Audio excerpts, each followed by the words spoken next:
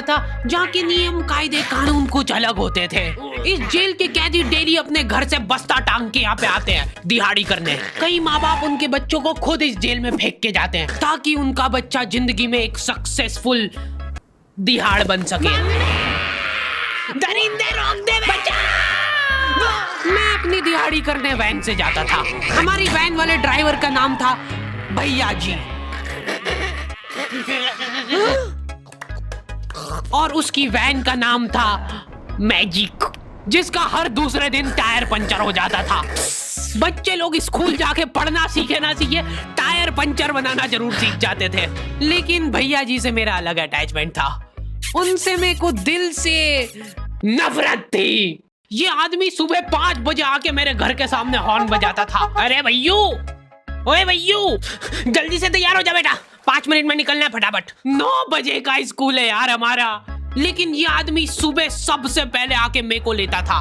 उसके बाद हम 3-4 घंटे पूरे शहर भ्रमण पे निकलते थे। शहर के पूरे आखिरी कोने से बच्चे ले लेके आता था ये आदमी। जहाँ पे वैन जा भी नहीं सकती उधर कूदा कूदा के ले जाता था ये, और फिर टायर पंचर हो जाते थे। शाम पड़े वापस से हमको घर घर छोड़ के आता था ये। जिंदगी बर्बाद कर दी थी भैया जी ने मेरी। सबसे पहले लेते थे और सबसे आखिर में छोड़ते थे। लेकिन मैं फिर भी उसी वैन में जाता था क्योंकि चमेली भी हमारी वैन में ही आती थी। और बात यह है कि वो मेरे पास ही बैठती थी, मतलब मजबूरन। उसके पास और कोई ऑप्शन ही नहीं बचता था और मैं बचाता भी नहीं था। मैं घर पे जाते से जो 2-3 घंटे मेरे को सोने के लिए मिलते थे उसमें सोता नहीं था और मैं प्लानिंग करता था कि कैसे चमेली सिर्फ मेरे पास बैठे। चमेली सबसे आखिर में आती थी और मैं सबसे पहले सुनसान वैन में चढ़ के बस्ता अपने पास में रख के और फसर के सो जाता था। बाकी सारे बच्चे अपना बस्ता गोदी में रखते थे क्योंकि तुम्हारे बाप की वैन नहीं है, मतलब मेरे भी नहीं थी। पर मेरे ऊपर भैया जी को तरस आ जाता था कि बेचारा 5 बजे से आया है, तो वो सोने देते थे।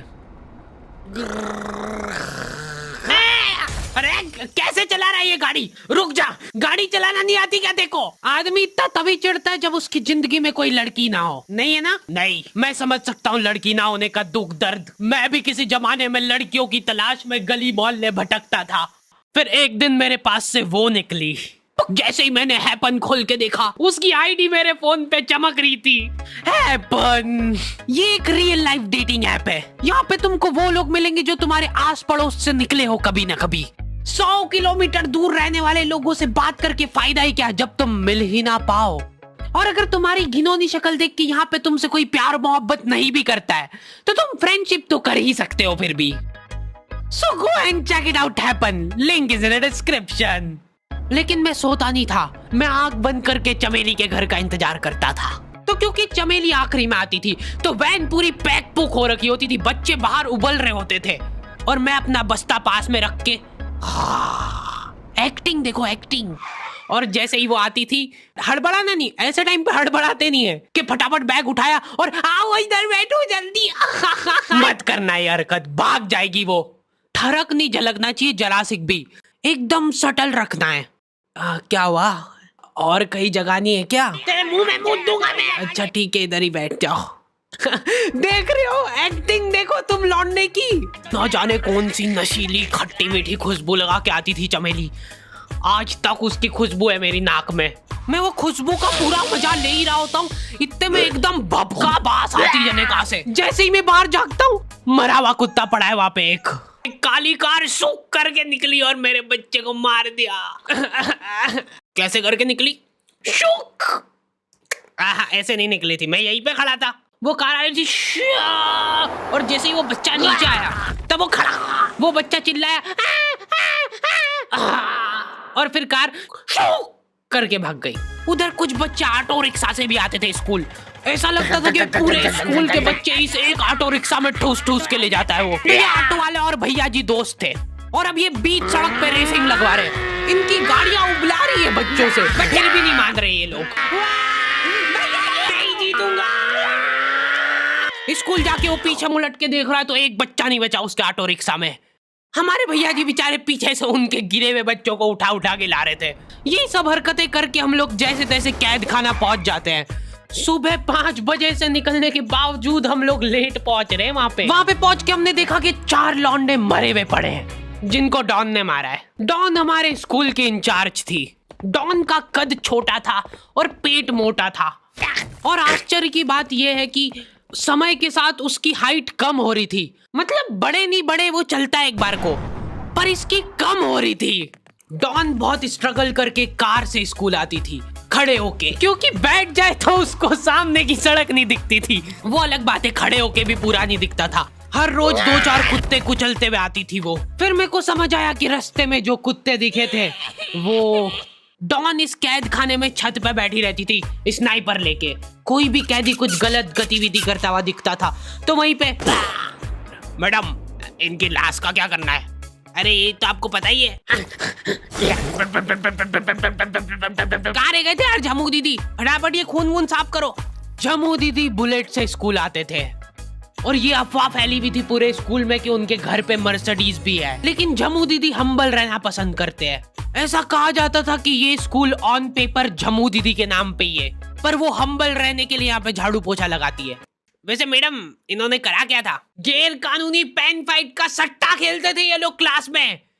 उससे मेरे को प्रॉब्लम नहीं है, मेरे को क्यों नहीं? हाँ, हमारी क्लास में पेन फाइट का सट्टा चलता था। हमारे इधर जो लौंडा पेन फाइट में जीतता था, सामने वाले का पेन उसका हो जाता था। कुछ बच्चे अपना सब कुछ दांव पे लगा देते थे और कर्जे में डूब जाते थे। फिर भी वो लोग हार नहीं मानते थे और अपने दोस्त से पेन उधार लेके खेलते थे और वापस हार जाते थे। तो अब क्लास में कुछ बच्चों के पास पोटला भर के पेन पड़ा है और कुछ बच्चों के पास पेन ही नहीं है। पेन इस कैद खाने की करेंसी थी, जिसके पास जितने महंगे पेन वो उतना रईस। यहाँ पे ब्लैक में पेन इधर उधर होते थे। नॉर्मल लोगों के पास होते थे 5 रुपए वाले जीफी जेल, जो कि तुम एक पन्ने पे लिखोगे तो पीछे 10 पन्ने तक छप जाएगा। और उनसे भी गए बीते लोग होते थे जो 3 रुपए वाला यूज एंड थ्रो लेके आते थे और उससे भी उनकी अच्छी राइटिंग आ जाती थी। बहुत चिढ़ मचती थी यार मैं कौन से। और कुछ चुनिंदा रईस लोग होते थे जिनके पास होता था ट्राइमैक्स। हर बच्चे का सपना होता था कि उसके पास एक ट्राइमैक्स हो, साथ में आसपास 2-4 लड़कियां हो। मेरे को प्लीज मेरे को यहाँ पे ऑटोग्राफ दे दो। ये लो ट्राइमैक्स किंग के, ये ट्राइमैक्स क्या बात कर रही है? सही में एकदम रईस लोग ही अफोर्ड कर पाते थे ट्राइमैक्स। वो बाबड़े भी एक एक अक्षर लिख के रिफिल खोल के देखते थे। खाली हो रही है तो एक बार एक रईस बच्चे का ट्राइमैक्स चोरी हो गया। पूरे स्कूल में हाहू मच गई थी। वो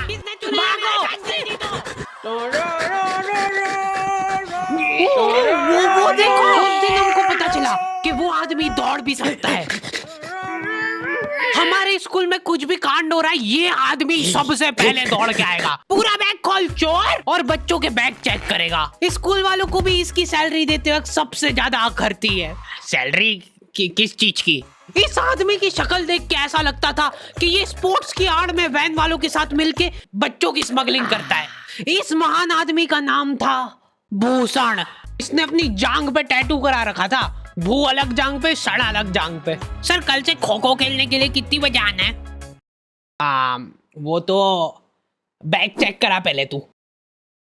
इन्होंने पूरे कैद खाने के कैदियों को लाइन से खड़ा कर दिया है। पेन हमारी क्लास के बच्चे का गुमा है और पूरे स्कूल में ढूंढ रहे हैं लोग।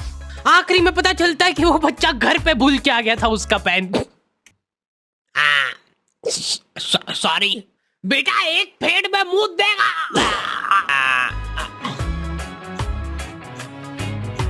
ऐसे तो नमूने बच्चे थे हमारे स्कूल में, और टीचर लोग उनसे भी गए बीते थे। हमारे स्कूल में टीचरों को उनके नाम से कोई जानता ही नहीं है। बच्चों ने उनकी हरकतों के अनुसार टीचरों के नाम रखे हुए। हमारे इंग्लिश वाले टीचर का नाम था छोटा भीम। इससे चिड़चिड़ा आदमी मैंने आज तक नहीं देखा। छोटा भीम की हॉबी थी लड़कों को कूटना। उस बेचारे की हाइट छोटी थी तो बच्चे के मुंह तक उसका हाथ ही नहीं पहुंचता था। बेचारा उचक उचक के मारता था, फिर भी कमर तक ही हाथ पहुंच पाता था उसका। एक पॉइंट पे मेरे को ऐसा लगने लग गया था कि उसको सैलरी लड़कों को कूटने की मिल रही है। कभी किसी बच्चे को बहुत ज्यादा मार दिया, घायल हो गया वो बेचारा, ये लो आपका एक्स्ट्रा बोनस। होमवर्क तुम्हारा बाप करेगा क्या? सर मेरे पापा मर गए थे। तू भी मर जा। ये लो। अरे वाह, नहीं चल रही, सांस तो नहीं चल रही है। हाँ कंफर्म कंफर्म मर चुका है ये।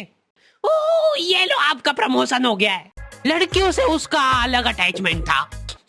कौन सा परफ्यूम लगा के आई हो? सर थोड़ा थोड़ा दूर रहो। अरे मैं कुछ कर थोड़ी ना। भोली सी सूरत और आंखों में ठरक लेके स्कूल आ जाता था ये daily. So this means that he will jump over it and then he started. ये आदमी इंग्लिश को इंग्लिश में ही ट्रांसलेट करके चल जाता था हमारी नंगी आंखों के सामने।